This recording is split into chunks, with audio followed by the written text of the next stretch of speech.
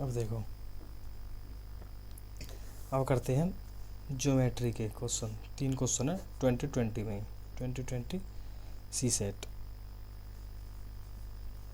Question first कौन सा? Geometry and mensuration, mensuration. ठीक है जी। क्या क्वेश्चन है? X and Y the volume, M and V the mass of 2 metallic cubes P and Q. अच्छा, each side of Q is 2 times that of P. अच्छा जी, मैंने मान लिया पी की साइड है जो वो ए है, तो इसका वॉल्यूम क्या हो जाएगा? अच्छा, क्यूब है, कोई क्यूब का वॉल्यूम क्या होता है? ए क्यूब, साइड इसका क्यूब। अच्छा, क्यू है जो वो है, उसकी साइड कितनी होगी? 2 है। क्यों? क्योंकि जो क्यू की साइड है वो है 2 times that of P, 2 times है पी की। ठीक है, तो वॉल्यूम के इसका कितना हो जाएगा? 2a का होल क्यूब। अच्छा है, वे वॉल्यूम किसके बराबर था? p का जो था वो x के बराबर, q का y के बराबर। ठीक है जी, तो x हो जाएगा यहाँ से a क्यूब और y हो जाएगा जो यहाँ से 8a क्यूब, तो इसको लिख सकता हूँ मैं 8x, तो y इक्वल टू 8x। एक तो ये आ गया। अच्छा, उसके बाद कह रहे हैं mass of q is 2 times that of p। Mass of q, q का मास कितना है? q का मास वो कितना ऑलरेडी गिवन था? n। अच्छा, और p का मास कितना है? वो है m। तो जो n है वो है 2 टाइम्स ऑफ m, ये भी मुझे गिवन है। ठीक है जी, तो मेरे पास 2 इक्वेशन आ गई, एक ये वाली और एक ये वाली। ठीक है, अब देखते हैं क्या है। अब मेरे पास है u equals to m upon x and v equals to n upon y. m upon x तो ठीक है, n किसके बराबर है? 2m। y किसके बराबर है? 8x। तो ये कितना हो जाएगा? 1/4 m/x। और m/x किसके बराबर था? m/x u के बराबर।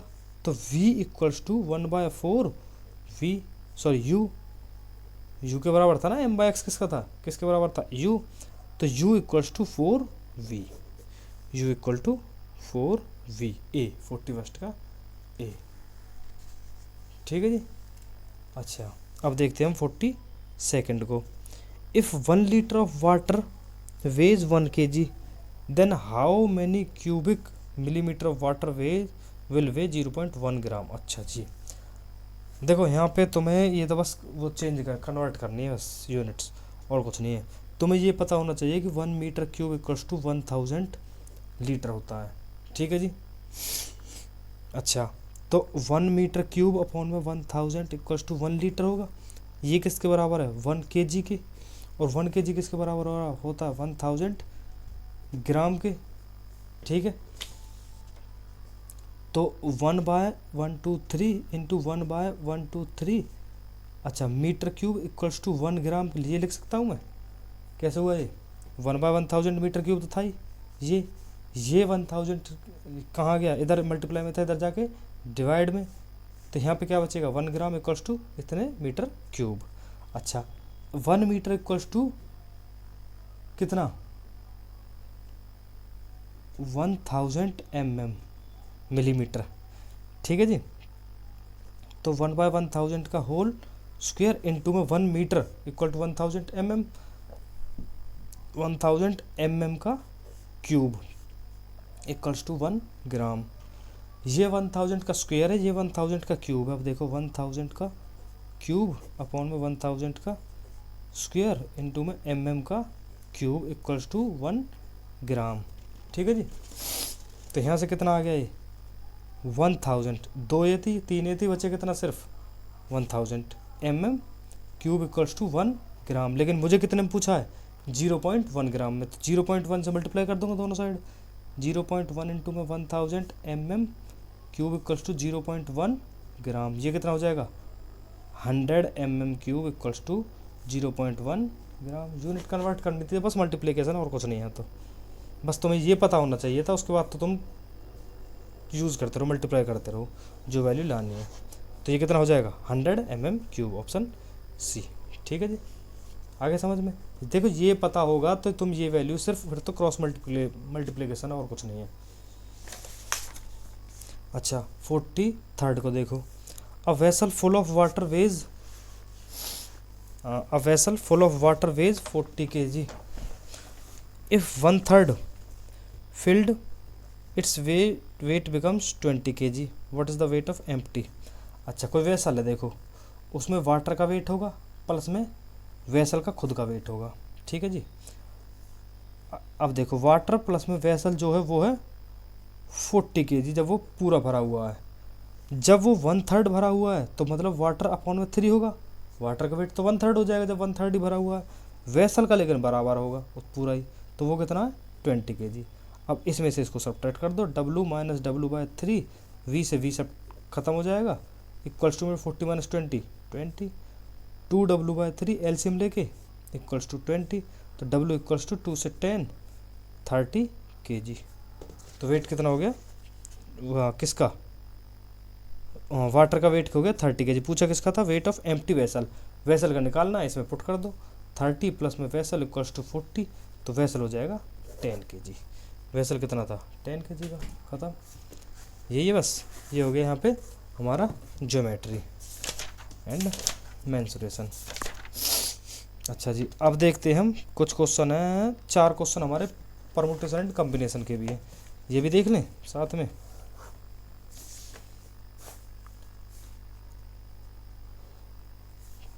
अब देखते हैं हम परमुटेशन एंड कॉम्बिनेशन,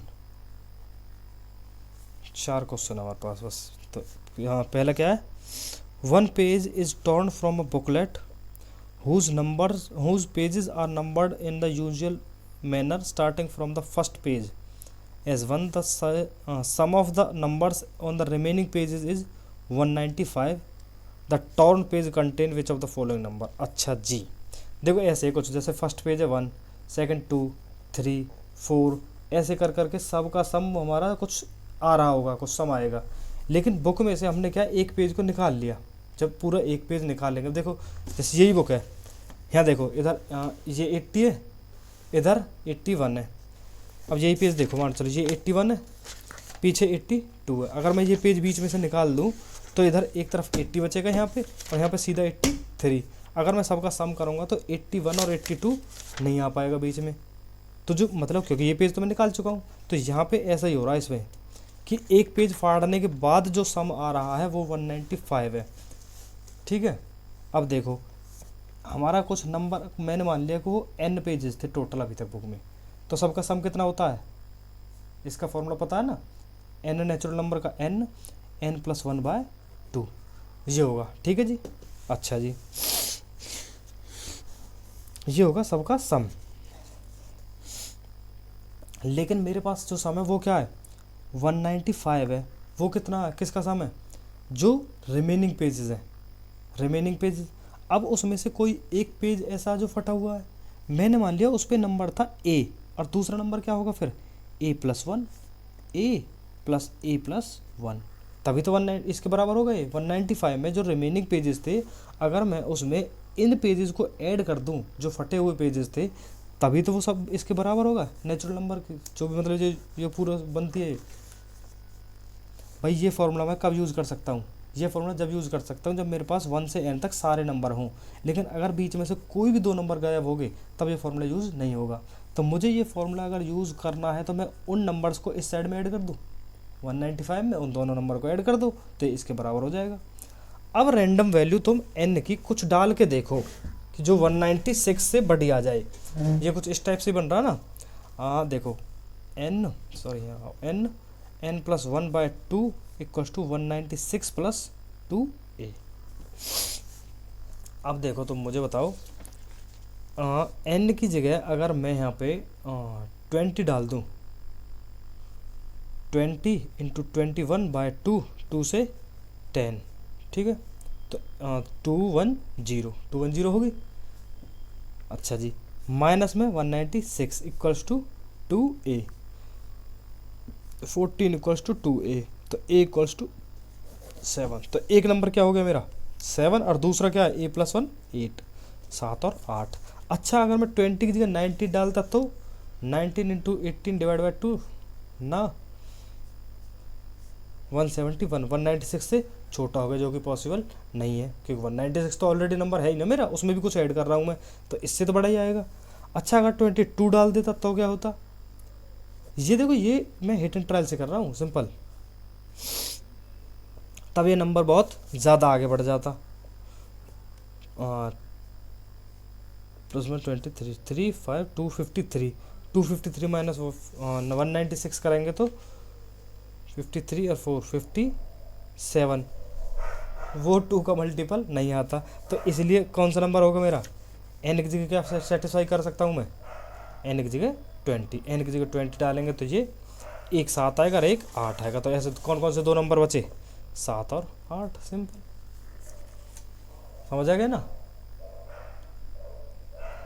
अच्छा जी, अब देखते हैं हम दूसरा वाला, ये 72 का देखते हैं। How many 5 digits prime number can be obtained by using all the digits 1 2 3 4 5 without repetition of digits. अच्छा, 1 2 3 4 5 ये नंबर यूज़ करने हैं मुझे, और 5 डिजिट्स का ही नंबर बनाना है, ठीक है। अच्छा, रिपीट करने नहीं है। अब मुझे बताओ प्राइम नंबर होना चाहिए। अगर एक मिनट, मुझे 5 डिजिट्स का नंबर बनाना है और ये नंबर डिजिट करने हैं। अच्छा जी, देखो इनका सम करो तो 3 3 6 6 4 10 5 15, 15 3 का डिविजिबल है, 3 का मतलब मल्टीपल है, है 3 इंटू 5 15। तो जब तुम इन नंबर का यूज़ करके कोई भी नंबर बनाओगे तो वो 3 का डिविजिबल होगा हमेशा, तो वो नंबर कभी भी प्राइम हो ही नहीं सकता। कोई भी रैंडम नंबर बना के देख लो तुम, 2 3 1 4 5। भाई हमारे पास इसका क्या रूल होता है कि हमें कोई भी नंबर चेक करना होता है 3 से डिवाइड हो सकता है या नहीं हो सकता, क्या करते हैं हम, सम ऑफ द डिजिट्स। जब इन्हीं नंबर्स का यूज़ करना मुझे, तो इनका सब का सम 15 हो रहा, वो 3 से डिवाइड है ही, तो ऑलरेडी नंबर क्या होगा, नॉट प्राइम। तो ये कितने नंबर बन सकते हैं, 0, कुछ करना ही नहीं है, सिंपल 0 कह दो। क्यों, क्योंकि इनका सम ऑलरेडी 15 है, जो कि प्राइम नहीं है। क्यों, क्योंकि वो 3 से डिवाइड हो सकता है। आगे समझ। अब देखते हैं 73, तो इसका 0 आंसर है। How many different 5 letter word with और without meaning can be constructed using all the letter of the word Delhi so that each word has to start with D and end with I। देखो DELHI, Delhi 5 है, D से start करना 1 2 3 4 5, I पे and करना है। तो बीच के लिए कितने ऑप्शंस बचे, 3, इसके लिए 3, इसके लिए 2, इसके लिए 1, तो इसे कितने वर्ड बन सकते हैं, टोटल 6, बस ख़त्म। और क्या है भाई, ऐसे देखो परमुटेशन में करते क्या है, जैसे मुझे फिक्स कर दिया इन्होंने, D फिक्स हो गया तो D को तब यूज़ कर नहीं सकते, I फिक्स हो गया, इसका यूज़ नहीं कर सकते। अब यहाँ पे मेरे पास कितने ऑप्शन है, जो बीच के 3 डिजिट हैं, यहाँ पे इनमें से मैं कितने कोई भी डिजिट डाल सकता हूँ, E भी आ सकता है पहले, L भी आ सकता है, H भी आ सकता है। तो इसके लिए कितने ऑप्शन है मेरे पास, 3। अच्छा, इनटू करेंगे, इसके लिए कितने ऑप्शन बचे। अब जब इनमें से कोई एक यूज़ हो गया, वो कोई भी हो, जब एक यूज़ हो गया तो बचे कितने, सिर्फ 2। इनटू में इसके लिए कितने बचे, जब एक यहाँ हो गया, एक यहाँ हो गया, बचा कौन सा, सिर्फ एक नंबर, वो क्या है, 1। तो इसके लिए कितने ऑप्शन है, 1, 3 इंटू 2 6। अगर यहाँ पर रिपीटेशन अलाउड होता तो मैं 3 इंटू 3 इंटू 3 करता, लेकिन रिपीटेशन है ही नहीं, क्योंकि मुझे सिर्फ यही वर्ड यूज़ करने हैं, और जो वर्ड एक बार यूज़ हो गया वो हो गया, ख़त्म। तो कितने ऑप्शन है, सिर्फ 6। अच्छा, 74 को देखते हैं अब। How many different sum can be formed with the denomination 50 100 200 500 2000 taking at least 3 denominations at a time. अच्छा, अब देखो ये इसमें क्या करते क्या है, तो यहाँ लाओ, यहाँ रखो, अरे यार रुक जा, ऐसे देखो, ठीक है जी, देख रहा है ना। देखो 50 है, 100 है, 200 है, 500 है और 2000, ये मेरे पास। अच्छा, इनका यूज़ करना है मुझे, taking at least 3 eight a time. अगर मैं, मेरे पास टोटल कितने हैं, 5, इनमें से कोई 3 यूज़ करने हैं, 5C3, ठीक है जी, कोई 3 एटलीस्ट बोला इन्होंने, सिर्फ 3 नहीं। तो पहले मैंने 3 यूज़ करे सिर्फ, फिर 4 यूज़ कर लिए, फिर 5 के 5 यूज़ कर लिए, 5C3 5, 5C3 मतलब 5 में से कोई 3, 5 में से कोई 4, 5 में से कोई सारे 5, ठीक है। अब इसको कैसे खोलते हैं, 5 इंटू 4 डिवाइड बाई 2, 5 1, 10 + 5 + 1 16, टोटल कितने 16 ए 74 का ए। ये कैसे आया, 5C3 कैसे खोलते हैं, 5 फैक्टोरियल डिवाइड बाय 3 फैक्टोरियल, यही कर रहा हूँ मैं, इंटू 2 फैक्टोरियल। ठीक है, पता है सब कैसे खोल रहे हैं। देखो जैसे NC(x) है तो n factorial divide by n - x factorial into x factorial, ये होता है NC(x). अब ये 5C3 है, 5 फैक्टोरियल डिवाइड बाय 5C3 तो मतलब 3 फैक्टोरियल, इंटू में 5 - 3 2 फैक्टोरियल। 5 फैक्टोरियल क्या होगा, यहाँ देख लो यार, 5 factorial 5 × 4 × 3 factorial divide by 3 factorial था और इंटू 2 फैक्टोरियल, 3 फैक्टोरियल करता हूँ डिवाइड बाय 2 से ये 2, 5 दूनी 10, ऐसे आया है 10। आ गया आप समझ में। ठीक है जी, कैसे आया ये, मतलब कि देखो दोबारा देख लो एक बार तुम। टोटल मेरे पास कितने टाइप के नोट्स हैं, 5 टाइप्स के। मुझे एटलीस्ट बोला है कि 5 में से कोई 3 तो कम से कम लेने ही पड़ेंगे, तो पहले मैं 5 में से सिर्फ 3 ही ले रहा हूँ जब एटलीस्ट बोला है तो। अब उससे ज़्यादा क्या होंगे, चारों के चारों नोट ले लूँ, उसके बाद पाँचों के पाँचों ले लूँ। अब इनको खोल लो और ऐड कर लो, 16 आ गया आंसर, खत्म हो गया परमुटेशन के चारों क्वेश्चन। अच्छा अब देखते हैं और क्या है। अब है तुम्हारा time and distance and time and work वाले, इसके कितने 3 क्वेश्चन। चलो ये भी देख लेते हैं साथ में, इसको यहाँ रख दो। अब हम देखेंगे टाइम एंड डिस्टेंस वाले, time and distance and time and work. ठीक है जी, इसके कितने हैं 3 क्वेश्चन है। चलो देख लेते हैं 52 का, 2020 के देखेंगे हम, 2020 का सी सेट सिर्फ। ठीक है, इसका देखो 2020, हाँ, a person X can complete 20% of the work in 8 days and another person Y can complete 25% of the work in 6 days. If they work together, in how many days will 40% of the work completed? देखो 20% काम को कर रहा 8 दिन में, तो 100% काम को करने में कितने दिन लेगा है। 20% का मतलब कितना, 1/5, 1/5 को कर रहा वो 8 दिन में, तो एक काम को 8 × 5 40 डेज में कर रहा है कोई बंदा। अच्छा जी, दूसरा वाला क्या कर रहा है, दूसरा वाला 25%, इसका मतलब 1/4 को काम को कर रहा है वो कितने डेज में, 6 डेज में, तो एक काम को कितने में करेगा, इधर मल्टीप्लाई कर दो 24 डेज में। ठीक है जी, अब दोनों को मिला के कितना टाइम लेंगे। अब देखो ये मान लो ए पर्सन था, ये बी था, सॉरी, ए कर रहा है एक काम को 40 डेज में, तो एक दिन में कितना करेगा 1/40। एक काम को 40 डेज में, तो एक दिन में 1/40। बी करेगा एक काम को 24 दिन में, तो एक दिन में कितना करेगा 1/24। तो एक दिन में दोनों मिलके कितना करेंगे, 8 × 5 × 3, 3 + 5 तो 1/15। ठीक है जी, तो मतलब कि एक काम को ये करेंगे 15 डेज में। समझ आया कुछ, देखो यहाँ तक समझ आया। एक काम को वो करेगा 40 दिन में, बी करेगा उस एक काम को 24 दिन में, तो एक दिन में कितना करेगा, ये डिवाइड करेंगे एक दिन में 1/40, और एक दिन में ये कितना करेगा 1/24। देखो टाइम एंड वर्क के उल्टे रेसिप्रोकल्स में चलते हैं हमेशा। ठीक है, इसको मैं पूरा चैप्टर ही अलग से कराऊंगा, तब ज़्यादा अच्छे से समझ आएगा। ऐसे यहाँ पे बहुत लेंदी हो जाएगा फिर मैं अगर हर छोटी छोटी चीज़ें एक्सप्लेन करूँ कि ये डिवाइड क्यों कर रहा हूँ या मल्टीप्लाई क्यों कर रहा हूँ। दोनों मैंने फिर ऐड किए, देखो अब दोनों मैंने ऐड किए, 1/40 1/24 ऐड किया LCM लेके, तो ये 1/15। ठीक है, अच्छा 1/15 क्या, 1/15 काम कर रहे हैं वो एक दिन में, एक डेज में, तो एक काम को कितने करेंगे, कितने डेज में, 15 डेज में। ठीक है, ये वर्क है इधर और ये नंबर ऑफ डेज है, ये वर्क है कि 1/15 काम कर रहे हैं वन डे में, तो एक काम करेंगे 15 डेज में। अच्छा पूछा कितने का मुझे, सिर्फ 40% का, तो 40% ऑफ 1 कितना है, इसका भी 40% ले लो, 40/100 0 ये कितना 6 डेज में। 40% काम को कर देंगे वो 6 दिन में। ठीक है जी, ये रेसिप्रोकल से चलते हैं उल्टे। अब देखते हैं 53rd को। A car travel from X to Y at an average speed of v kilometre per our.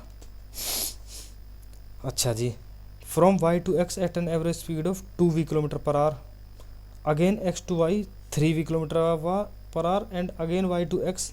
देखो ये x है, ये y है, पहले यहाँ से यहाँ गया, फिर आया, फिर गया, फिर आया, पहले v, फिर 2v, फिर 3v, फिर 4v। अच्छा जी, मैंने मान लिया ये डिस्टेंस यहाँ से यहाँ तक का था d, ठीक है। टोटल अब देखो यहाँ से यहाँ तक टाइम कितना लगा उसे, जब स्पीड v थी, डिस्टेंस d है, तो टाइम t1 क्या हो जाएगा, डिस्टेंस अपॉन स्पीड। t2 क्या हो जाएगा, डिस्टेंस अपॉन नेक्स्ट वाली स्पीड। t3 कितना हो जाएगा, डिस्टेंस अपॉन नेक्स्ट वाली स्पीड। t4 कितना हो जाएगा, डिस्टेंस अपॉन फिर से नेक्स्ट वाली स्पीड। ठीक है जी, ये सब ठीक है यहाँ पर। और टोटल टाइम कितना हो जाएगा, total time t1 plus t2 plus t3 plus t4, वो क्या है, d अपॉन वी कॉमन लिया, 1/1 प्लस 1/2 प्लस 1/3 प्लस 1/4। ठीक है जी, तो d upon V 12 plus 6 plus 4 plus 3, तो D by V 12 plus 6 plus 4 plus 3 25/12, ये हो गया टोटल टाइम। अच्छा, अब एवरेज स्पीड क्या होती है, total distance upon total time. Total distance कितना है, टोटल डिस्टेंस कितना बताओ भाई, 4 चक्कर लगे ना उसके डी का, भाई एक बार गया डी डिस्टेंस, फिर आया डी, फिर गया डी, फिर आया डी, तो टोटल कितना हो गया 4d अपॉन में टोटल टाइम कितना है, d बाय वी इंटू में 25/12, तो ये हो जाएगा total distance upon total time. हाँ, तो ये देखो d से d खत्म, ये 4 इंटू 12v अपॉन 25, तो ये हो जाएगा 48v/25। तो अब इसको तुम डिवाइड करोगे तो कहाँ, 2v से तो छोटा ही है ये, लेकिन v से बड़ा है, ये वाली वैल्यू v से बड़ी है, 2v से छोटी है, तो किसके बीच में लाई करेगी, lie between v and 2v, option B. समझ गए। अब देखते 54th को। A man takes half time in rowing a certain distance downstream then upstream. What is the ratio? अच्छा, speed, still water and current। देखो मैंने मान लिया स्टिल वाटर में उसकी स्पीड थी x, करंट की है y, ठीक है, डिस्टेंस d है, जब डाउन स्ट्रीम जाएगा तो स्पीड ऐड होंगी, ये टाइम है t1। अच्छा, t2 क्या है, जब वो अपस्ट्रीम आएगा तो स्पीड कम हो जाएगी, क्योंकि अपोजिट डायरेक्शन में चल रहा तो उसकी स्पीड कुछ कम होगी। अच्छा, तो जो ये बोल रहे हैं कि जो it takes half time in rowing certain distance downstream then upstream, जितना वो अपस्ट्रीम में कर रहा है उसका आधा डाउन स्ट्रीम में कर रहा है। अब देखो तो में ये हो जाएगा t2 इक्वल्स टू में अपस्ट्रीम में जितना कर रहा है वो उसका half time in rowing a certain distance downstream then upstream 1/2 t1। एक मिनट t2 इक्वल्स टू 4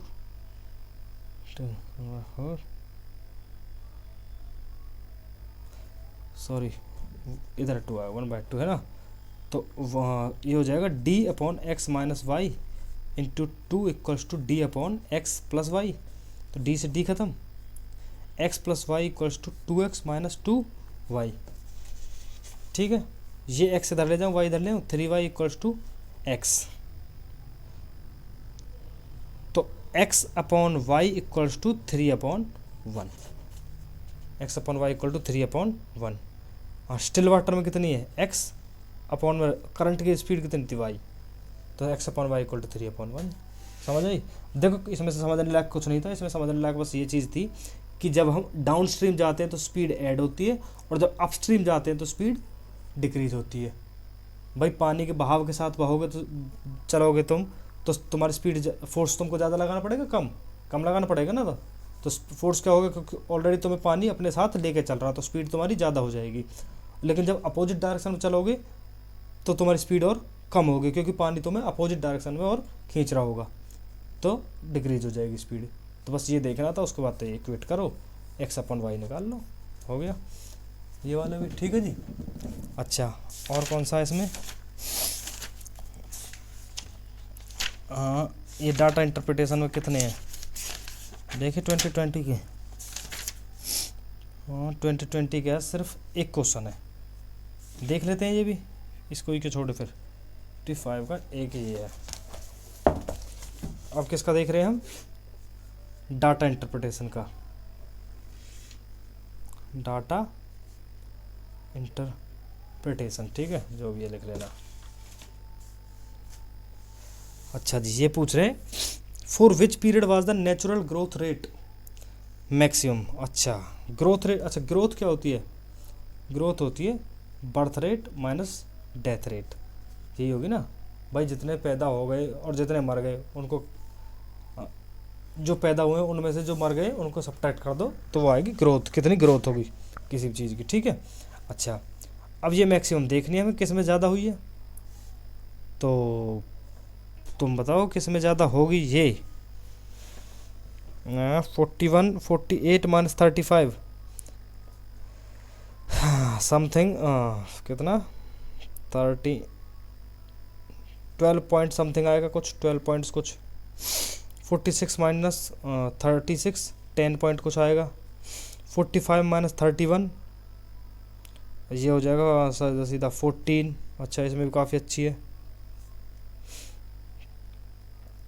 यार। ये देखो, ये मैक्सिमम, मुझे ये है birth rate minus death rate करनी है, तो बर्थ मैक्सिमम रखना और डेथ कम रखनी है। जब ये मैक्सिमम निकालनी है तो मुझे ये कम से कम हो ना, तो ये कम से कम देख लो किस में है, ये कम से कम है इसमें 14 में, और ज़्यादा से ज़्यादा ये बर्थ रेट ज़्यादा किस में, इतने कितना है देखो, इसमें और 61 और 71 दोनों में कुछ ज़्यादा डिफरेंस शायद ना हो। 41.8, 81.9, दो 22.2। अच्छा, चार दो 22.4। 71 और 81 के बीच में जो ये ग्रोथ हो रही है वो हो रही है 22.4 की, और 61 और 71 के बीच में हो रही है 22.2 की सिर्फ। तो ज़्यादा किसकी है? 71 से 81 वाली। ठीक है, और किसी में ज़्यादा हो ही नहीं सकती। ठीक है जी। हाँ, नहीं होगी किसी में भी, 22 से ज़्यादा तो किसी में गैप नहीं आएगा ऑलमोस्ट। ठीक है, सबसे ज़्यादा किस में? इसी में 71 से 81। 55 का यही है, 55 का डी। हाँ, 71 से 81। ठीक है, और तो नहीं कोई। अब तो कंप्रिहेंशन इंग्लिश है। अब कुछ क्वेश्चन जो रह गए वो रह गए आपके अर्थमेटिक के, ये वाले। ये हैं 30 क्वेश्चन, इनको करेंगे, अब इनको शुरू करेंगे।